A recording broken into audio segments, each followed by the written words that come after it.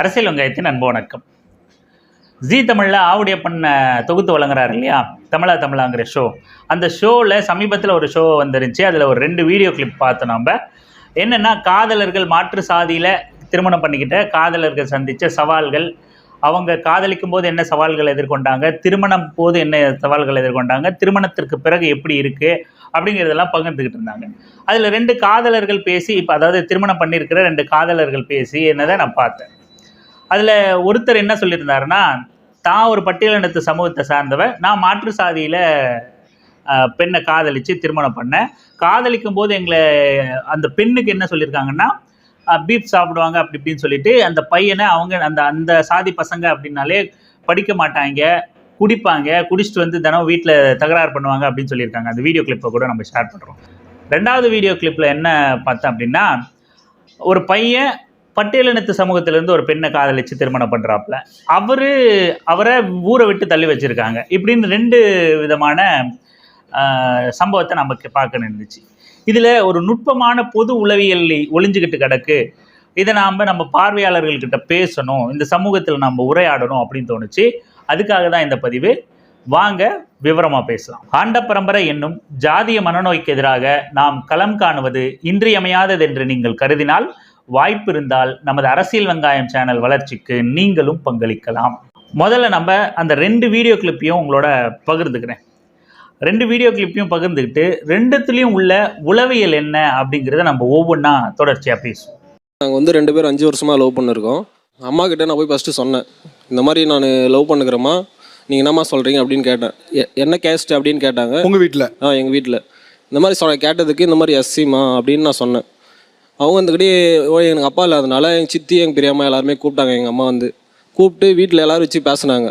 பேசுனதுக்கு நீ அந்த கேஸ்ட்டு மட்டும் வேணாம், அந்த கேஸ்ட்டு பொண்ணை மட்டும் வேணாம், மீதி எந்த கேஸ்ட்டு பொண்ணு இருந்தாலும் நான் கல்யாணம் பண்ணி வைக்கிறேன் அப்படின்னு சொன்னாங்க எங்கள் வீட்டில். சரி, நாங்கள் 2 பேருமே முடிவு பண்ணி வெளியே போய் நான் கல்யாணம் பண்ணிக்கணும். ஓகே, வீட்டை விட்டு வெளில வந்து தான் வீட்டை விட்டு நாங்கள் 2 பேர் வெளியே கல்யாணம் பண்ணிக்கணும்.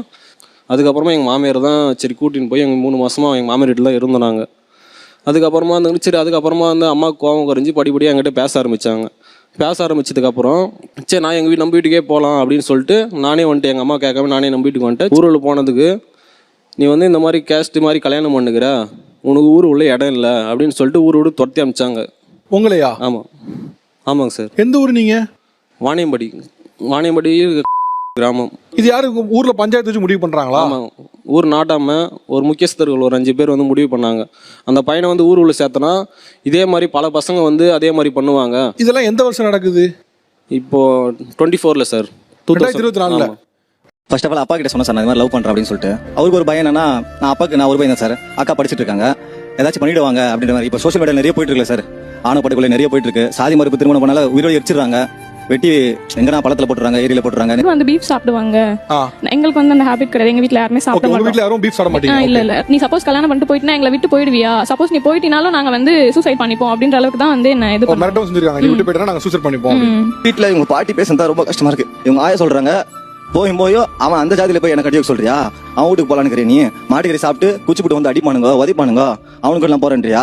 வாய்ஸ் ரெக்கார்டு கேட்டது பிறகுதான் நான் இவங்களை கல்யாணம் பண்ணணும், இன்னைக்கே பண்ணியும் அப்படின்னு சொல்லிட்டு வீட்டு விட்டு கிளம்புறேன் சார். பிஇ படிச்சு ஒரு வயசுல ஒர்க் பண்ணேன் சார். நான் அந்த அளவுக்கு ஒன்றும் கேவலமா இல்லை. எங்க அப்பா கவர்மெண்ட் ஸ்டாஃப், சொந்த வீடு இருக்கு எங்களுக்கு. ஒரு மாப்பிள்ளைக்கு தகுதி நல்லா சார் இருக்கணும், நல்ல வீடா இருக்கணும், நல்ல பையனா இருக்கணும், சுத்தி இருக்கணும், எப்படி இருக்காங்க நல்லா பாத்துக்கணும், அப்படிதான் சார் பார்க்கணும். எத்தவனே எந்த கேஸ்ட் அந்த கேஸ்டா இவனுக்கு இப்படிதான் இருப்பானுங்க, எவ்வளவு கேவலமா பேசுவாங்க அவ்வளவு கேவலமா பேசுறாங்க சார். இந்த குரூரமான ஜாதிய புத்தியை தொடர்ந்து அடுத்த தலைமுறைகளுக்கு விதைச்சுக்கிட்டே போற வேலையை ரொம்ப நுட்பமா பார்ப்பனியத்துக்கிட்ட வாங்கி தின்ற இந்த மாதிரியான வாங்கி தின்னு வயிறு வளர்க்குற பொறுக்கிங்க பண்ணிக்கிட்டே இருக்கானுங்க. இந்த தற்குறி மோகன் மாதிரியும் இந்த சோலை ஆறுமுகம் மாதிரியான கூலிக்கு மாரடிக்கிற கும்பல் பண்ணிக்கிட்டே தான் இருக்கானுங்க. நீங்கள் அந்த காடு வெட்டி படத்தில் பார்த்தீங்கன்னா கூட ஹீரோ பட்டியலினத்து சமூகத்தை சார்ந்தவராக இருப்பாப்புல. அவரை காட்டும் போது, அவர் வாழ்வெடுத்த காட்டும் போது என்ன பண்ணுவாங்க, ஒரு சேரியை காட்டுவாங்க. அந்த சேரியில் குடிசை பகுதிகளாக இருக்கும், ஒரு மாதிரி ஒழுங்கீனமான மக்களாக அவங்கள காட்டுவாங்க. கிழிஞ்சு போன துணி, சட்டை போடாத ஹீரோவோட அப்பா, லுங்கி கட்டிக்கிட்டு சட்டை போடாத ஹீரோவோட அப்பா, பிரியாணின்னு சொன்ன உடனே அப்படியே அள்ளி வாரி வாயில திணிச்சு ஐயோ பார்க்காத பொருள் அப்படிங்கிற மாதிரியும் ரொம்ப அழுக்கா அசிங்கமாக காட்டுற மாதிரியான காட்சிகள் எல்லாம் இந்த சோலை ஆறுமுகங்கிற பொறுக்கி வச்சிருப்பான். அந்த சாதிய புத்தியை திணிக்கிற சோலை ஆறுமுகங்கிற பொறுக்கி அந்த சீனெல்லாம் அந்த மாதிரி காமிச்சிருப்பான். அந்த சாதி வன்மத்தை அடுத்தடுத்த தலைமுறைகளுக்கு கடத்த முற்படுவான். இது பொதுவான உளவியலாக உருவாக்கப்பட்டிருக்கு. இந்த சமூக இளைஞர்கள்னாலே அவங்க படிக்க மாட்டாங்க, இந்த சமூக இளைஞர்கள்னாலே அவங்க கட்டாயம் குடிப்பாங்க, போதைப் பொருளுக்கு அடிமையாயிருப்பாங்க, இந்த சமூக இளைஞர்கள்னாலே அவங்க குடும்பத்தோட ஒரு திருமண வாழ்க்கையில் வந்து ஒரு ஒரு ஒன்றிணைஞ்ச வாழ்க்கையை அவங்க வாழ மாட்டாங்க, எப்பவும் கணவன் மனைவிக்குள்ள ஒரு போராட்டமாக இருக்கும் அப்படின்னு இது அத்தனை பொது புத்தியையும் அவன் படத்தில் இருக்கும். இந்த சோலை ஆறுமுகம் படத்தில் இருக்கும், அவன் காமிச்சிருப்பான். அதை நம்ம அப்போவே பேசியிருக்கோம். அதுக்காக பல பிரச்சனைகளையும் சந்தித்தோம். அது வேற விஷயம். சமூகத்தில் உண்மையாகவே அப்படித்தான் இருக்கா அப்படின்னா கிடையாது. ஏழ்மையும் ஒழுங்கற்ற தன்மையும் எல்லா சமூகத்திலையும் இருக்குது. எங்கெல்லாம் கல்வி மறுக்கப்பட்டிருக்கோ, எங்கெல்லாம் பொருளாதார ரீதியாக முடக்கப்பட்டிருக்காங்களோ அங்கே எல்லா சமூகத்திலையும் இருக்குது. ஏன் வன்னியர் சமூகமும் கூட இன்னைக்கு எவ்வளோ பேர் படிக்காமல் தற்கூரிகளை தான் சுற்றிக்கிட்டு இருக்காங்க. இன்னைக்கு இந்த காலகட்டத்தில் இளைஞர்கள் ஒரு அடிப்படை கல்வியை படிக்காத அளவுக்கான இளைஞர்கள் எத்தனையோ பேர் இருக்கான். ஊருக்கு 10லிருந்து 100 பேர் முழு நேர கூடிகாரனாக மாறி இருக்கான். எத்தனையோ எல்லா சமூகத்திலையும் சொல்லலாம். அப்படி ஒரு படிக்காமல் இருக்கிறதோ, ஒழுங்கீனமாக இருக்கிறதோ, குடிக்கிறதோ, குடும்ப வாழ்க்கையில் ஒழுங்காக குடும்பம் நடத்தாமல் இருக்கிறதோ அது ஒரு சமூகத்துக்கு மட்டும் சொந்தமானதில்லை, அது எல்லா சமூகத்துக்குள்ளும் இருக்குது. ஆனால் வலிந்து ஒரு சமூகத்தின் மீது மட்டும் திணிக்கப்படுது.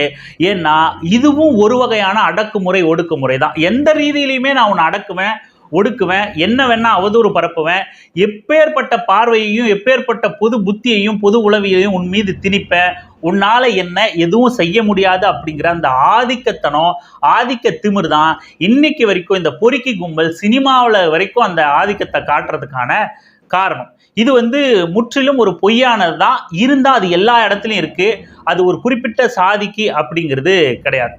ரெண்டாவது விஷயம் வந்து காதல். நீங்கள் இந்த காதல் எடுத்துக்கிட்டிங்கன்னா 2 பேர் பேசுனதுலேயும் இருக்கட்டுமே, இந்த 2 வீடியோ கிளிப்புமே உங்களுக்கு ஒரு உதாரணம் தான். மொத பேசின அந்த நபர் வந்து இளைஞர், ஒரு தலித் இளைஞர் மாற்று சாதி பெண்ணை காதலித்து திருமணம் பண்ணியிருக்கார். 2வதுல அந்த பெண் வந்து தலித் பட்டியலினத்து குடும்பத்தை சார்ந்த பெண் வந்து, அந்த இளைஞர் வந்து மாற்று சாதி சமூகம். அந்த இளைஞருக்கு தண்டனை என்ன கிடைக்குது அப்படின்னா, அதாவது பட்டியலினத்து பெண்ணை திருமணம் செஞ்ச இளைஞருக்கு என்ன தண்டனை அப்படின்னா, முதல்ல அவங்க வீட்டில் எதிர்க்கிறாங்க, அதுக்கப்புறம் வெளியே போய் தங்கியிருக்காரு, வீட்டை சமாதானப்படுத்தி வீட்டுக்கு வராரு, ஊர் எதிர்க்குது. என்ன காரணம் சொல்லி எதிர்க்குது அப்படின்னா, இதே மாதிரி மற்ற இளைஞர்கள்லாம் இன்னைக்கு இவனை எதிர்க்காம விட்டோம்னா, இவனுக்கு தண்டனை கொடுக்காம விட்டோம்னா நாளைக்கு எல்லாம் இதை செய்ய ஆரம்பிச்சிருவானுங்க, இவன் மூலமா அடுத்த வர இளைஞர்களை நம்ம மிரட்டணும் அப்படிங்கிற நோக்கில் அவனை ஊரை விட்டு தள்ளி வைக்குது, அந்த இளைஞரை ஊரை விட்டு தள்ளி வைக்குது. இதுதான் அந்த இளைஞருக்கு கிடைக்கிற தண்டனை. அவருக்கு கிடைச்ச அச்சுறுத்தல் அப்படிங்கிறது அவரை ஊரை விட்டு தள்ளி வைக்கிறது. இதை நியாயப்படுத்தல மிக கடுமையாக நம்ம கண்டிக்க வேண்டிய விஷயம். அதில் இன்னொரு விஷயம் இருக்குது, நம்ம அதை அப்புறம் வருவோம். அதுவும் அந்த இளைஞருக்கு அவங்க அம்மாவும் சொந்தக்காரங்களும் எடுத்ததுடனே என்ன அறிவுரை வழங்கியிருக்காங்க அப்படின்னா, அந்த சாதியை தவிர்த்து வேற எந்த சாதி வேணா சொல்லு அப்படிங்கிற மாதிரி, அந்த சாதியில வேண்டாம் அப்படின்னு. நீங்க இந்த வார்த்தையை நீங்க வந்து எல்லா இடத்துலையும் பார்க்கலாம். எல்லா இடத்துலையும் நீங்க எந்த சமூகத்துல எந்த ஒரு இளைஞன் காதலிச்சாலும் அவனுக்கு முதல் அறிவுரை வழங்குறது, அவன் சுத்தி இருக்கிற மாமன், மச்சான், அண்ணன், தம்பி, சித்தப்பன், பெரியப்பன் எல்லாம் உறுத்துறது, நீ காதலிச்சிட்டியா காதலிச்சுக்கோ, ஆனா வேற எந்த சாதியா இருந்தா சொல்லு, வேற ஏதாவது பொண்ணு இருக்கா சொல்லு. அதுவும் இதுல கொடுமை என்ன அப்படின்னா, ஆப்ஷன் வேற கொடுப்பாங்க. நீ இந்த சாதியில காதலிச்சிருக்க, இந்த சாதியை தவிர்த்துட்டு வேற எந்த சாதியில பொண்ணு இருந்தாலும் சொல்லு, வேற எந்த பொண்ணு கூடயாவது பழகறியா சொல்லு, வேற எந்த பொண்ணாவது பிடிச்சிருக்கா சொல்லு.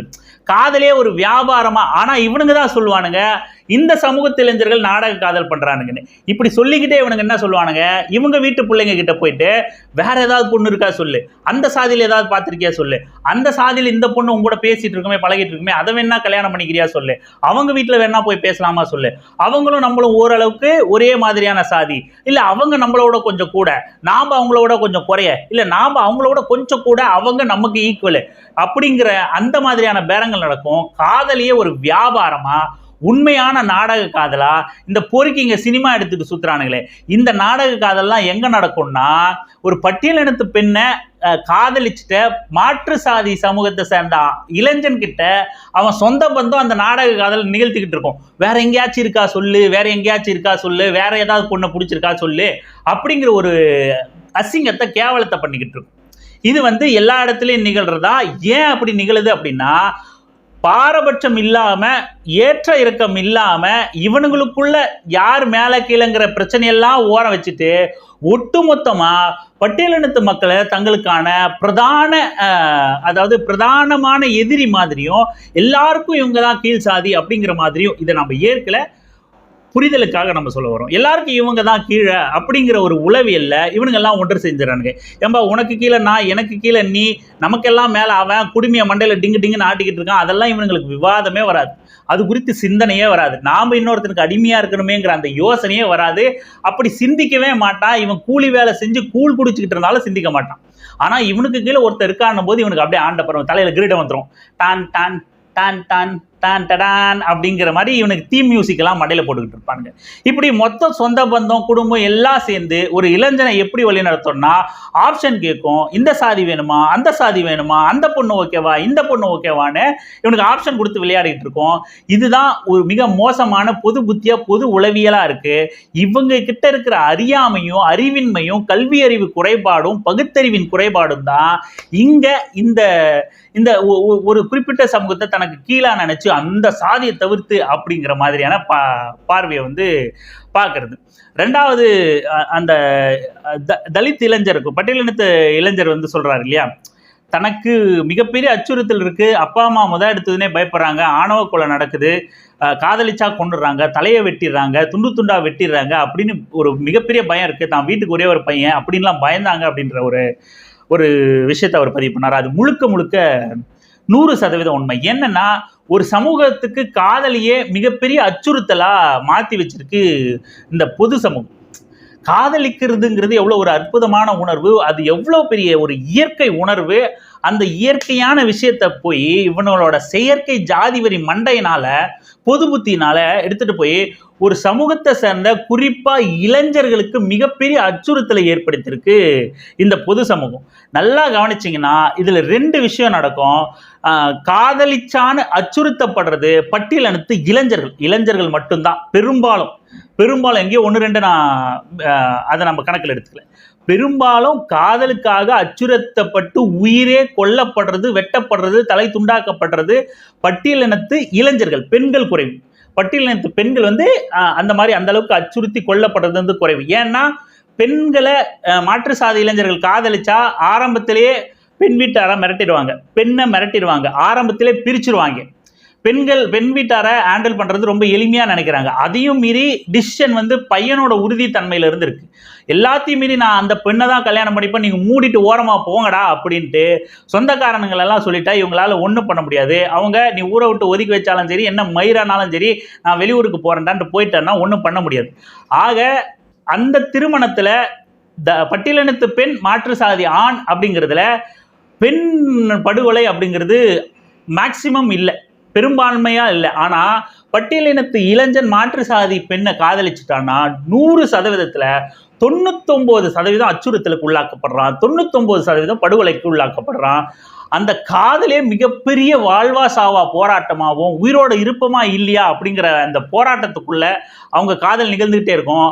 அதுவும் அந்த காதலிச்சு பெண்ணை திருமணம் பண்ற வரைக்கும் தான் அந்த போராட்டமானா கிடையாது. திருமணம் பண்ணி வாழ்ந்து குழந்தை பெத்துட்டாலும் கூட என்னைக்கு என்ன நடக்குங்கிற அந்த நிச்சயமற்ற தன்மையில மிகப்பெரிய அச்சுறுத்தலுக்கு இடையில ஒரு தலைமறைவு வாழ்க்கையே வாழ வேண்டிய சூழல் வந்து பட்டியலினத்து இளைஞர்களுக்கு, மாற்று சாதியை சார்ந்த பெண்களை காதலிக்கிற பட்டியலினத்து இளைஞர்களுக்கு இருக்கு.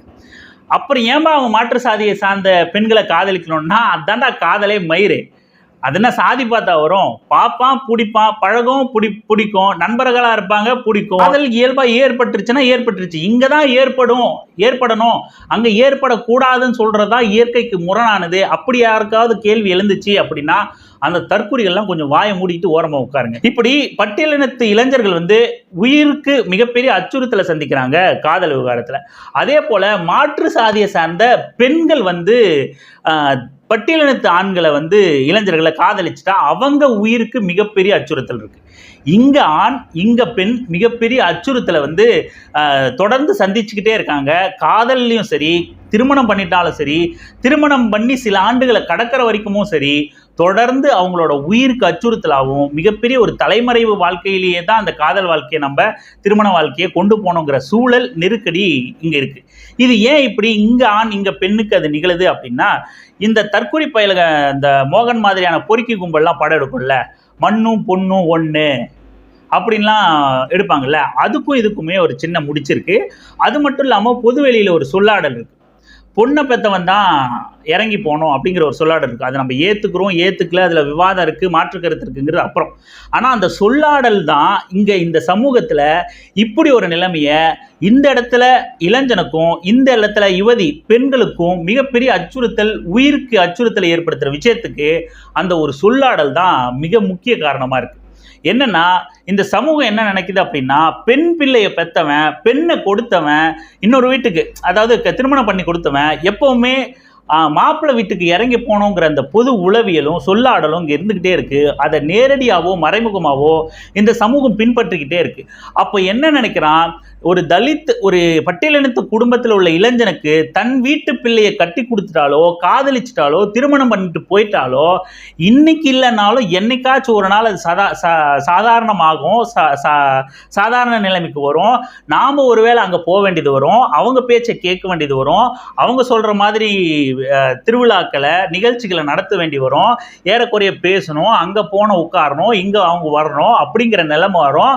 அப்போ ஊரில் இருக்கிற 4 பேர் 4 விதமாக பேசும், ஊரில் இருக்கிற நாய்ங்க அப்படிங்கிற அந்த உளவியல் அச்சுறுத்தலுக்கு பெண் வீட்டார், இந்த பக்கம் மாற்று சமூகத்தில் பெண் வீட்டார் அந்த உளவியல் அச்சுறுத்தலுக்கு ஆளாகிறாங்க.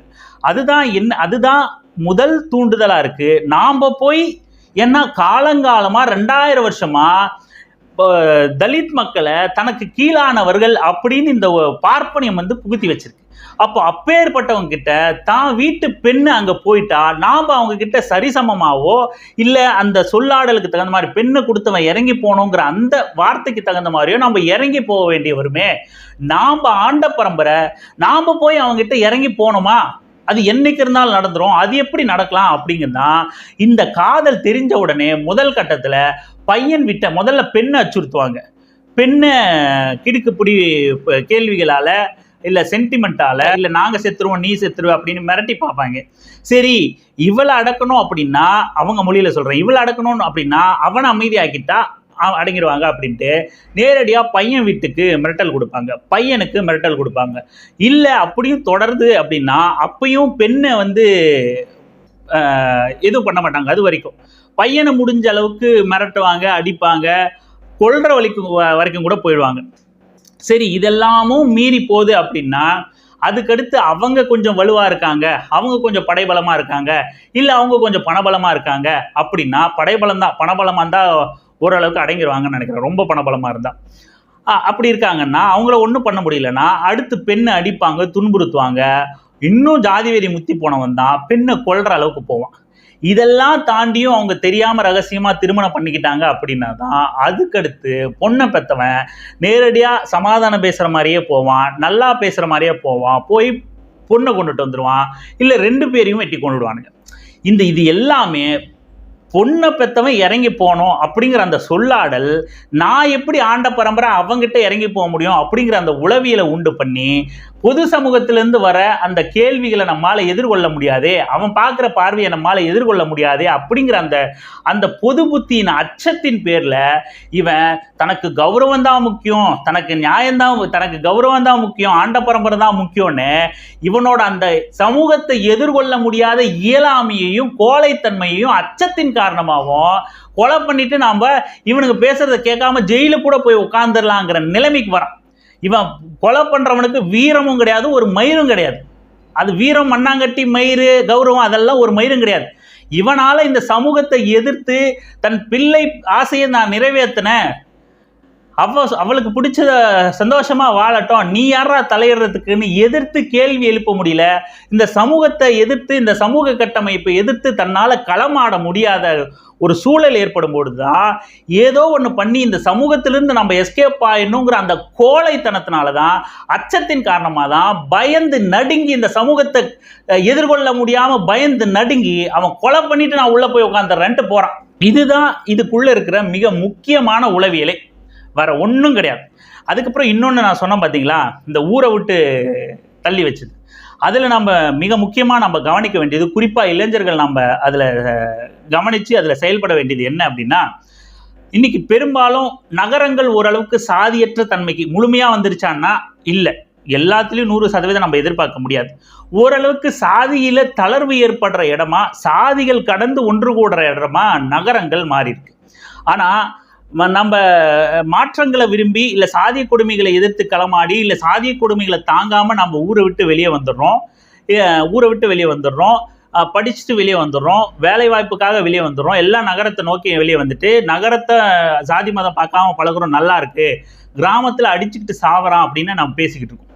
ஆனால் நாமளும் கிராமத்து பின்புலத்தை கொண்டவன் தான். நாம் எல்லாம் ஓரளவுக்கு முற்போக்காக யோசிக்கிறவன், ஓரளவுக்கு எதிர்த்து கேள்வி கேட்குறவன், அந்த சிஸ்டமை கேள்வி கேட்குறவன் எல்லாம் யோசிக்கிறவன் எல்லாம் கிராமத்தை விட்டு வெளியே வந்து கிராமங்களை 100% தூய்மையான ஜாதி வெறியர்கள் வாழ்கிற இடமா விட்டுட்டு அங்கே நாம் எல்லாம் வெளியேறிட்டு அங்கே ஆணவ கொலை நடக்குது, அங்கே ஜாதி பார்க்குறான், அங்கே தீண்டாமை பார்க்குறான் அப்படின்னு நம்ம நகரத்திலிருந்தே பேசிக்கிட்டு இருக்கிறதன் விளைவாக தான் இன்னைக்கு அங்கே உட்காந்துக்கிட்டு இந்த 2025 ஒருத்தன் உன்னை ஊரை விட்டு தள்ளி வைக்கிறோம், உனக்கு அபராதம் போடுறோம், காதலிச்சா ஊரை விட்டு தள்ளி வைப்பேன், காதலிச்சா உனக்கு தண்ணி வராது, உன்னை நல்லது கட்டத்தில் சேர்க்க மாட்டோம்னு இன்றைக்கும் 4 பேர் உட்காந்துக்கிட்டு ஜாதி மயிரை பேசிக்கிட்டு இருக்கான்னா காரணம், நாம் படித்த இளைஞர்கள் எல்லாம் ஊர் விவகாரங்களில் தலையிடாமல், கோவில் விவகாரங்களில் தலையிடாமல், கணக்கு வழக்குகளை கேள்வி கேட்காம, இந்த பெருசு மீசை வச்சுக்கிட்டு சுற்றுறவனை எல்லாம் சட்டையை பிடிச்சி கேள்வி கேட்காம நம்ம ஒதுங்கி டீசெண்டாக இருக்கும், நான் சம்பளம் வாங்குறேன், நான் படிச்சுட்டேன்னு நம்ம ஒதுங்கி விலகி வர்றது தான் 100% ஜாதிக்கான இடமா கிராமங்கள் மாறிக்கிட்டு இருக்கு.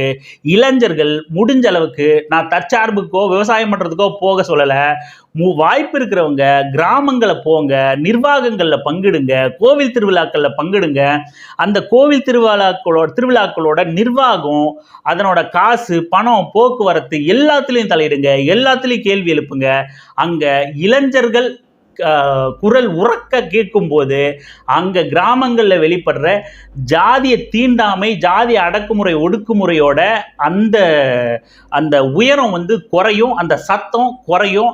இதுதான் இளைஞர்களோட, படிச்ச இளைஞர்களோட, முற்போக்கு இளைஞர்களோட பங்களிப்பு கிராமங்களை நோக்கி நகரும் போது முடிஞ்ச அளவுக்கு எவ்வளோ முடியுமோ அவ்வளோ அந்த பங்களிப்பு கிராமங்களை நோக்கி நகரும் போது ஜாதிங்கிற கொடூர அரக்கனை அடித்து மிதித்து காலில் போட்டு நம்ம நசுக்க முடியும் அப்படிங்கிறது தான் இதிலிருந்து நம்ம சொல்ல வரோம். சாதியை கடந்து மனிதநேயமுள்ள சமூகத்தை நம்ம உருவாக்க தொடர்ந்து நம்ம களமாடணும், நம்ம பேசணும், நம்ம உரையாடணும். மனிதநேயமுள்ள மனிதர்களை உண்டாக்க, ஈவு இரக்கமுள்ள மனிதர்களை உண்டாக்க, காதல் கொண்ட மனிதர்களை உண்டாக்க தொடர்ந்து களமாடுவோம். தொடர்ந்து இணைந்திருங்கள் அரசியல் வெங்காயம் சேனலோட. நன்றி, வணக்கம்.